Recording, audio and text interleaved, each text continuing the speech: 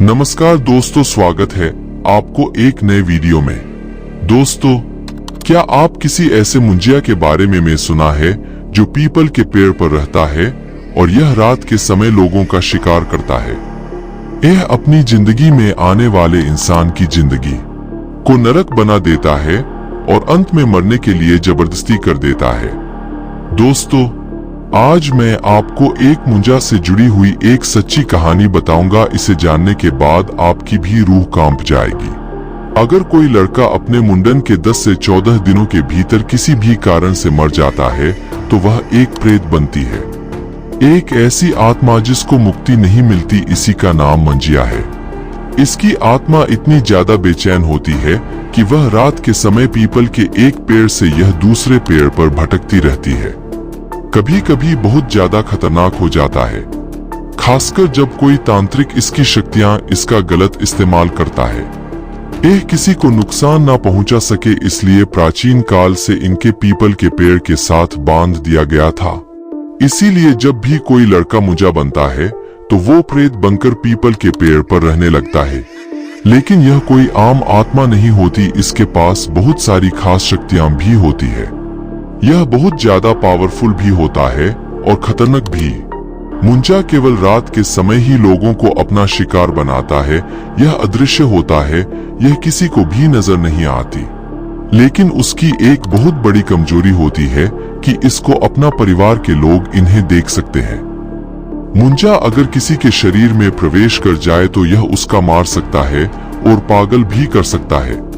कई तांत्रिक लोग अपने दुश्मन के खत्म करने के लिए मुंजा का इस्तेमाल करते थे, क्योंकि मुंजा के पास ऐसी ताकत होती है कि यह किसी भी औरत के पेट में पल रहे बच्चे को पेट के अंदर ही मार देने की ताकत रखता है।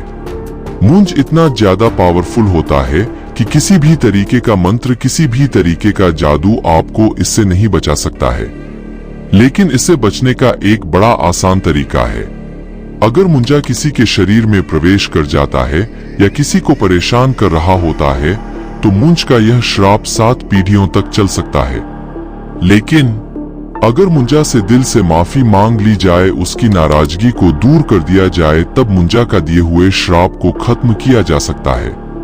कहते हैं मुंजा तभी किसी को परेशान करता है जब यह उससे बहुत ज्यादा नाराज होता है। मुंजा का दिमाग एक छोटे बच्चे की तरह होता है और अगर ठीक तरह से इसे माफी मांग ली जाए तो यह अपने शिकार को माफ कर देता है। दोस्तों, मैं आपको बताता हूँ मुंजा से जुड़ी हुई एक सच्ची घटना। यह 1967 महाराष्ट्र का एक गांव था जिसका नाम था चिंचवान। यहाँ पर मदन नाम का एक लड़का रहता था जो रात के समय अपने घर लौट रहा था। रात के करीब 10 बजे होंगे और मदन की उम्र रही होगी करीब 20 साल। वो पीपल के एक घने पेड़ के नीचे से गुजर रहा था। वो पेड़ इतना घना था कि उसकी वजह से चांद की रोशनी भी जमीन तक नहीं पहुंच रही थी। मदन थोड़ी देर उस पेड़ के नीचे रुका और वहां पर उसे पेशाब लग गई। मदन ने सोचा कि इसी पेड़ के नीचे पेशाब कर लेता हूं, क्योंकि रात का समय है। अगर वह थोड़ा भी इधर उधर गया तो हो सकता है वह किसी जंगली जानवर का शिकार बन जाए। लेकिन यही थी मदन की सबसे बड़ी गलती। मदन को अंदाजा नहीं था कि उस पेड़ पर एक मुंजा रहता है। अगर कोई भी इंसान मुंजा को छेड़ता है तो वह उसके पीछे पड़ जाता है। और मदन ने उस पेड़ के नीचे पेशाब करके मुंजा के घर का अपमान किया था। वो मुंजा बहुत पावरफुल था। वो मदन के शरीर में घुस जाता है, उसको पजेस्ट कर लेता है। इसके बाद से मुंजा पूरी तरह से पागलों जैसी हरकत करने लगता है। वो कभी खुद को तो कभी अपने घर वालों को मारने की कोशिश करता था। कई साल बीत गए लेकिन मदन को कोई भी सही नहीं कर पाया। कोई पता भी नहीं लगा पाया कि मदन के पागलपन के पीछे आखिर राज क्या है। वह बहुत ही ज्यादा हिंसक हो चुका था। कई साल बीत गए लेकिन मुंजा ने मदन का शरीर नहीं छोड़ा। और एक दिन अचानक मदन के घर के सारे घर वाले रहस्यमय तरीके से मारे गए। मदन के घर वाले उससे इतना परेशान हो चुके थे कि वो उसको एक कमरे में बंद रखा करते थे। घर में जब सभी सदस्यों की मौत हो गई और पड़ोसियों ने आकर मदन के कमरे को खोला तो उसके अंदर कोई नहीं था। उस दिन के बाद से मदन का भी कुछ पता नहीं चला। कई महीनों के बाद उसी पेड़ के ऊपर मदन को किसी ने बैठा हुआ देखा। जब पूरे गांव वाले इकट्ठे होकर उस पेड़ के नीचे पहुंचे तो सबने देखा उस पेड़ पर मदन का शरीर बैठा हुआ था, लेकिन उस शरीर के अंदर जान नहीं थी। इस घटना के बाद गांव वाले अच्छे से समझ गए थे कि मदन को आखिर हुआ क्या था।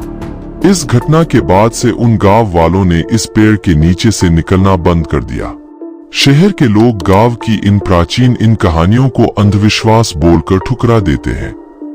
इसीलिए कहते हैं कि बड़े बूढ़ों की बात माना करो। अगर वो कहीं जाने से मना कर रहे हैं या किसी चीज को छूने से मना कर रहे हैं तो हो सकता है उसके पीछे कोई ना कोई रीजन हो। दोस्तों, उम्मीद करता हूं कि यह कहानी अच्छी लगी होगी। दोस्तों, अगर आपको हमारी वीडियो अच्छी लगी तो वीडियो को लाइक और चैनल को सब्सक्राइब करना बिल्कुल मत भूलना। दोस्तों, आपका बहुत बहुत धन्यवाद यहाँ तक वीडियो देखने के लिए।